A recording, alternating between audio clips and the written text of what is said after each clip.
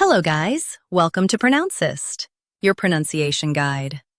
Today we will learn how to pronounce the word shown on the screen. Emollient.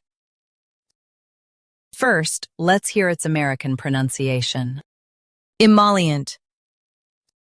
Now, read the syllables of U.S. pronunciation shown on the screen naturally. I, moll, e, unt, emollient. I, moll, e, unt, emollient.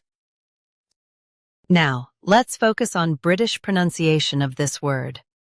Emollient. Now, read the syllables of British pronunciation shown on the screen naturally. I, moll, e, unt, emollient. I, moll, e, unt, emollient. Stress moll and keep ient soft. Emollient. Emollient. Practice repeatedly and you'll soon be able to say this word perfectly. The best way to practice is to repeat the syllable multiple times. The meaning of the word is soothing or softening agent. Try repeating this word several times to improve your pronunciation.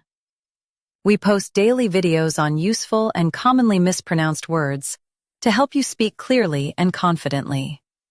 Like this video and subscribe to Pronouncist for more pronunciation guides. Thanks for watching us.